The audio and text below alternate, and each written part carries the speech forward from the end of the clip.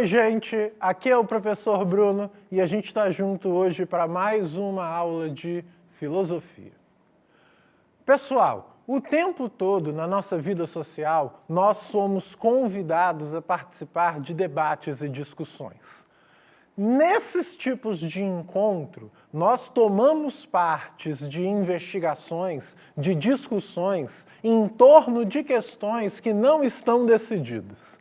São tipos de questões que nos convidam a decidir entre pelo menos duas escolhas. São um tipo de conversa que nos demanda uma tomada de decisão, porque, nesses casos, se tratam de coisas que irão definir o nosso destino. A filosofia é feita dessas conversas. E os debates desse tipo, normalmente, são permeados pelo pensamento de filósofos muito importantes. Então, a nossa ideia hoje é aproveitar um desses debates que é muito presente na nossa sociedade para aprofundar o nosso conhecimento em dois filósofos muito importantes da era moderna. Olha ali na tela.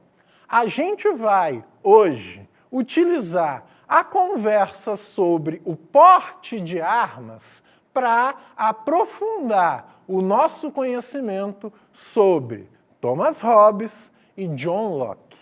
Esses dois pensadores vão fazer uma discussão muito interessante sobre o uso da violência. De que modos é legítimo utilizar a violência? Tanto Thomas Hobbes quanto John Locke se dedicam muito a essa questão em suas respectivas obras. E um tem uma posição bem diferente da outra. E quando a gente fala em uso de violência, é natural a gente pensar no uso das armas.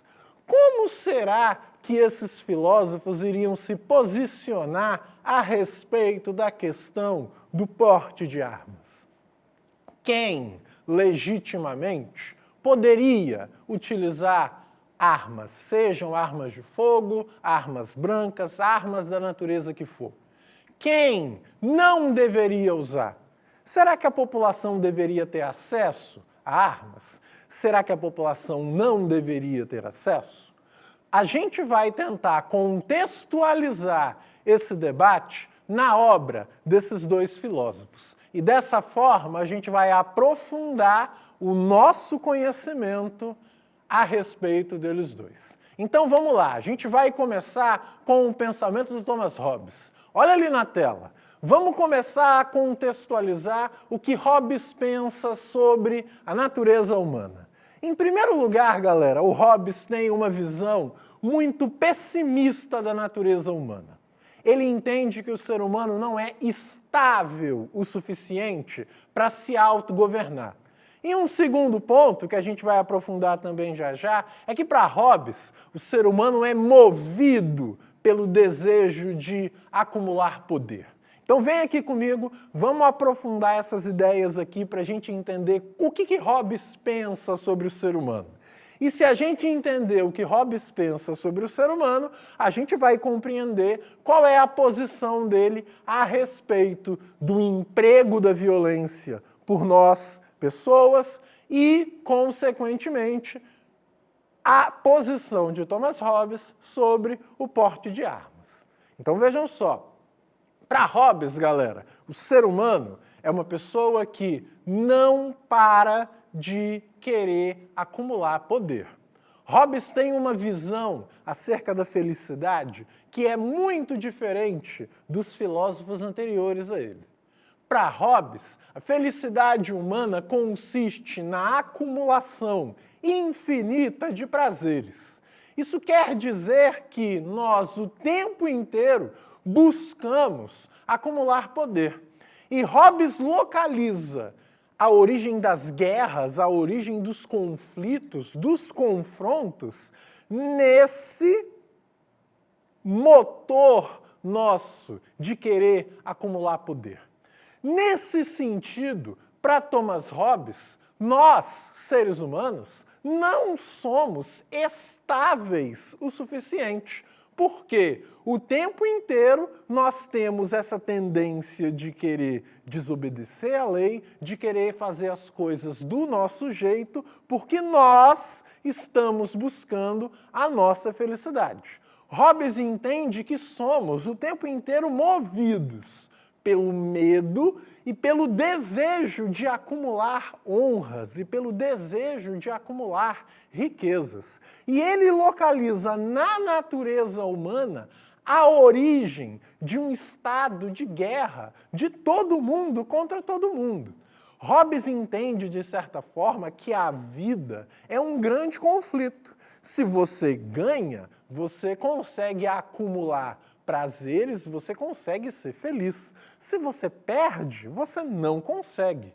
Ou seja, sem um grande poder regulando a vida humana, o que existe é um estado de guerra permanente de todo mundo contra todo mundo. Olha lá na tela. Para Hobbes, galera, o que existe quando não há política, o estado de natureza é um estado de guerra permanente de todo mundo contra todo mundo. Como é que a gente se protege desse estado de guerra? Para Hobbes, isso acontece de uma forma muito específica. É necessário que a gente crie um poder que nos proteja desse estado de guerra e que garanta a paz e a vida de todos. Então vem aqui comigo. Uma vez, galera, que Hobbes considera que não somos estáveis psicologicamente, por exemplo, para a gente se autogovernar, o Hobbes entende então o seguinte: é necessário que a gente crie uma instituição que detém o monopólio da violência, ou seja, que seja a única instituição que possa exercer violência, ou seja, a única instituição que pode ter armas de fogo, porque se a gente permitir que as pessoas se autolegislem, que as pessoas se autogovernem, elas irão, eventualmente, entrar em um estado de guerra permanente, onde todo mundo vai lutar e ameaçar a vida de todo mundo. Notem, então, como Hobbes entende que o Estado detém o monopólio da violência. É muito fácil a gente perceber que, sob esse ponto de vista, Hobbes acharia um absurdo que as pessoas tivessem acesso a armas de fogo. Por que é que eu vou dar poder a uma pessoa que é psicologicamente instável e que a qualquer momento poderia ameaçar a vida das pessoas?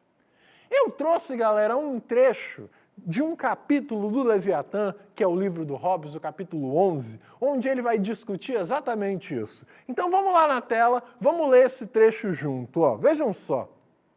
Assinalo assim, em primeiro lugar, como tendência geral de todos os homens, um perpétuo e irrequieto desejo de poder e mais poder, que cessa apenas com a morte.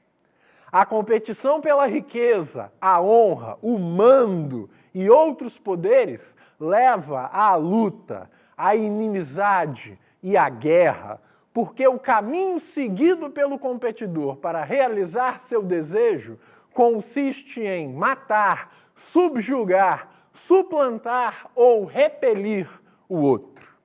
Então vem aqui comigo. Olhem como Hobbes deu uma descrição muito brutal da vida humana. Como nós somos criaturas que, em nome da felicidade, nós matamos, suplantamos e subjugamos o outro. Nessa perspectiva, galera, qual que é a função do Estado para Hobbes? A função do Estado para Hobbes é diminuir os conflitos, atenuar os conflitos e atenuar também esse nosso desejo de querer buscar honras. É você fazer com que o cidadão não queira correr todos esses riscos em busca da felicidade.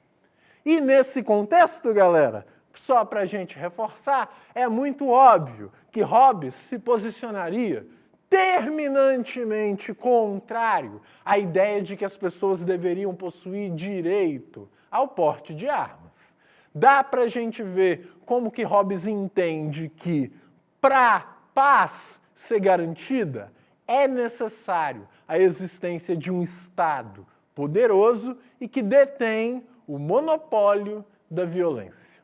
A posição, gente, contrária de Hobbes, ela é o mesmo problema, só que visto sob um outro ponto de vista, é de um filósofo inglês conterrâneo de Hobbes, que é John Locke. Então vamos ver na tela o que o Locke pensa, o que o Locke fala sobre a natureza humana.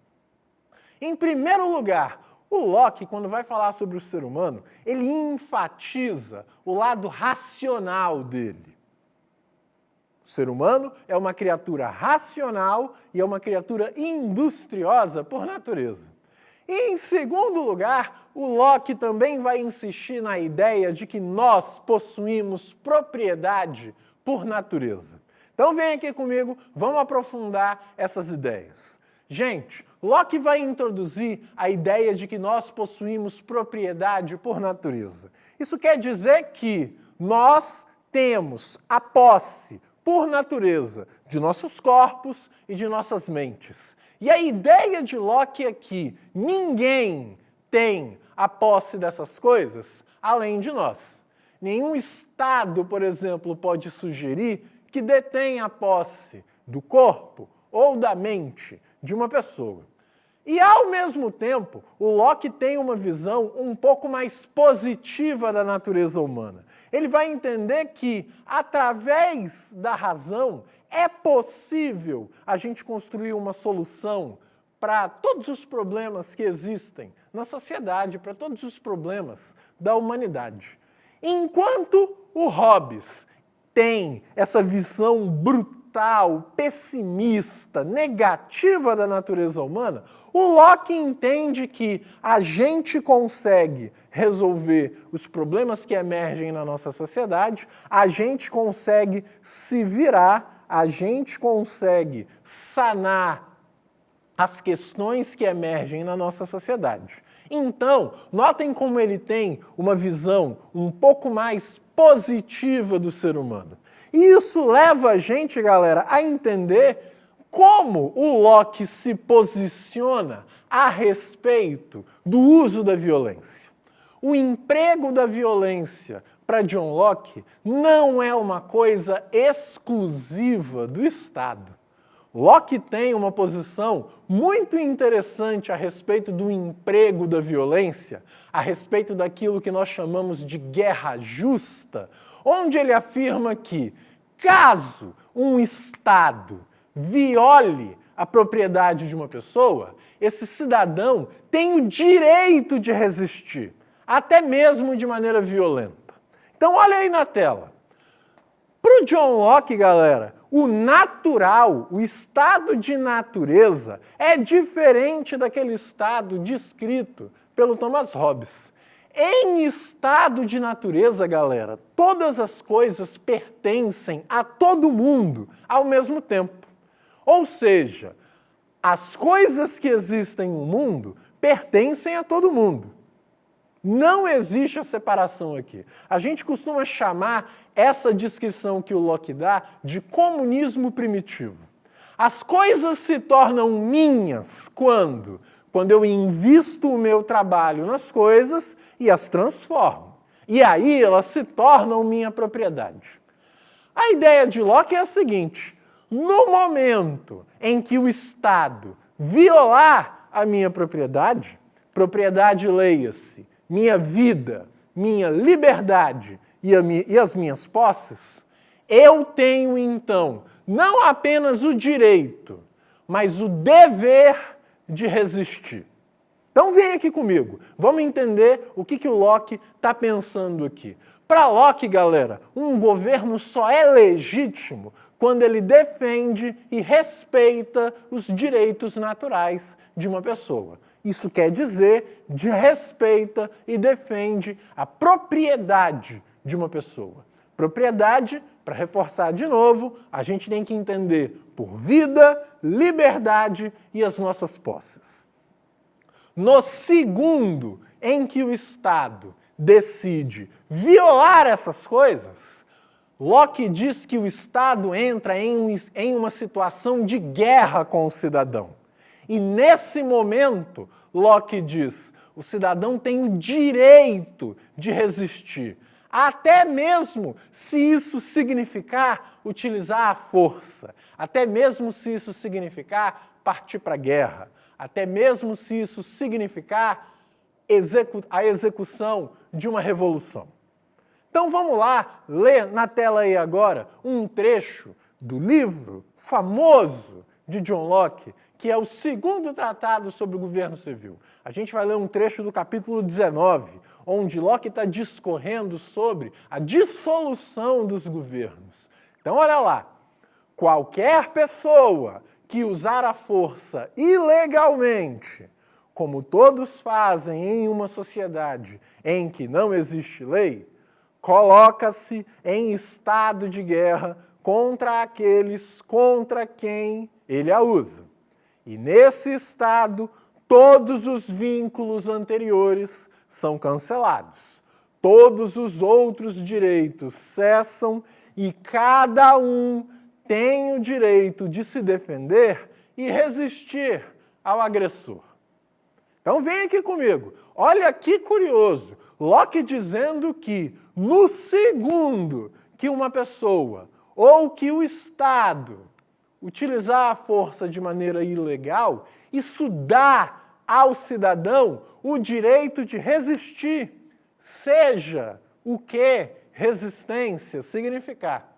Se isso significar guerra, Locke, por exemplo, diz que nesse tipo de estado de guerra, a única coisa que resta às pessoas é apelar aos céus, e quando ele fala em apelar aos céus, isso quer dizer partir para a guerra. Então, notem como Locke insiste nessa ideia que uma pessoa tem o direito de resistir.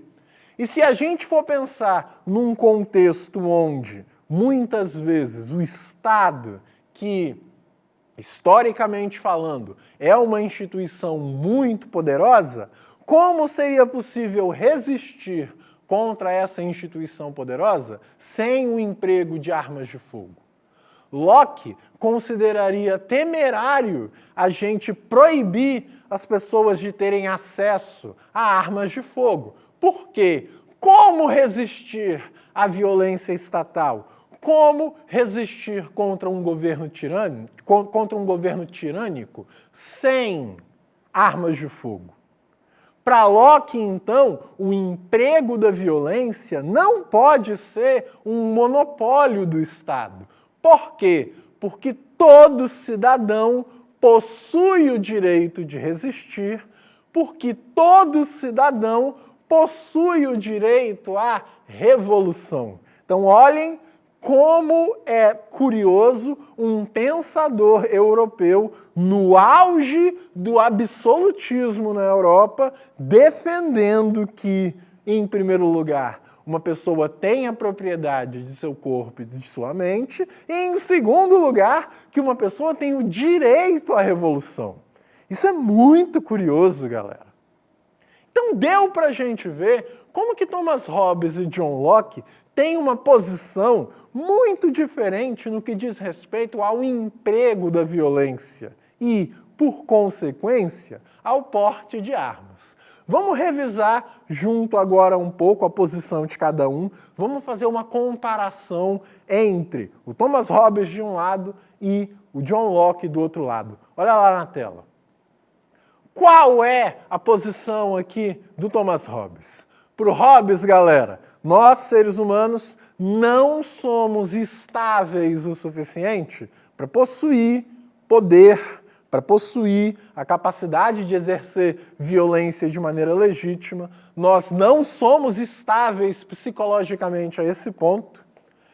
Nesse sentido, para o Hobbes, que cada pessoa possa simplesmente ter o que quer representa um perigo.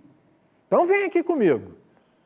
Para o Hobbes, galera, como ele tem essa visão muito pessimista da natureza humana, ele entende que é necessário existir alguma coisa que nos controle, que nos coloque limite. Então seria temerário para Hobbes que as pessoas tivessem direito ao porte de armas. Para o Locke, galera, olha lá na tela, como ele tem uma visão um pouco mais otimista da natureza humana, como ele entende que o ser humano é racional, e como ele entende que cada pessoa possui um direito a resistir contra quem o agride, então, vem aqui comigo, a gente consegue perceber como que o Locke entende que o emprego da violência não pode ser um monopólio do Estado e como que, por extensão, ele seria um defensor do porte de armas pelas pessoas. A gente consegue perceber, então, que esse debate não é um debate muito simples. Ainda que ele aconteça de maneira muito apaixonada e ainda que existam defensores ferrenhos, seja da proibição do porte de armas, seja da permissão do porte de armas, vocês conseguem ver que esse é um debate muito mais profundo e muito mais complicado do que parece. Então, galera, é muito importante que a gente continue estudando filosofia para quando a gente for chamado para participar desses debates, a gente esteja pronto para contribuir. Eu quero deixar o meu abraço para vocês, continuem estudando e até a nossa próxima aula.